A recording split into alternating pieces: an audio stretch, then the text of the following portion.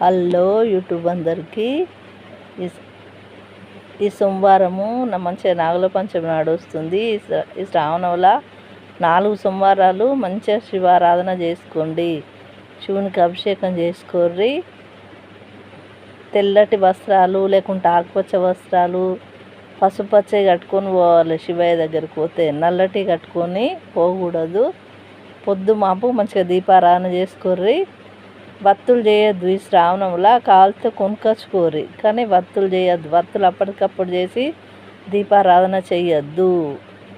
శివయ్యకు పాలు పంచామృతాలు ఏది ఉంటుంది వాటితో చేయాలి అభిషేకం, కానీ ఇది లేదు అది లేదు అని మనసులో అనుకోవద్దు. ఏది ఉన్నా ఇది ఉంది నా దగ్గర స్వామి, ఇది నువ్వు తృప్తిపడు అనొక్క భావం కొద్దీ చేయాలి. మళ్ళీ పూజలు చేస్తే కాదు, ఆయన నామం ఎక్కువ జపించాలి. శివయ్య శివయ్య అనుకోవాలి, కానీ ఒక్క పొద్దులు ఉన్నాం మేము పూజ చేసినాము అన్నట్టుగా ఉండకూడదు. ఒక్క పొద్దు అంటేనే ఆయన నామాన్ని ఎక్కువ తలుసుకునుడు, అది ఒక్క పొద్దు అంటారు.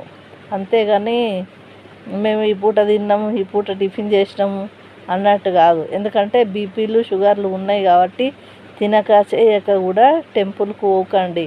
పాలో పండ్లో టిఫిన్ ఏదో ఒకటి చేసిపోవాలి, కానీ ఇప్పుడు చాలామందికి బీపీలు షుగర్లు ఉంటున్నాయి కాబట్టి తినకపోయి టెంపుల్లలో నిలబడి ఉండకండి. పొద్దుమాపు మంచిగా సాయంత్రం దీపారాధన చేసుకోరి. ఇంకా సాయంత్రమే శివయ్యకు ఎక్కువ దీపారాధన చేస్తే శివయ్యకు చాలా ఇష్టము. లైక్ చేయండి, షేర్ చేయండి, సబ్స్క్రైబ్ చేయండి. ఇంకా మళ్ళీ సోమవారం నాడు ఈ శ్రావణ మాసం 2 రోజులు వెల్లుల్లి ఉల్లిగడ్డ మాంసాహారాలు ఇవి తినొద్దు. వంకాయలు కూడా తినొద్దు ఈ శ్రావణ మాసంలో.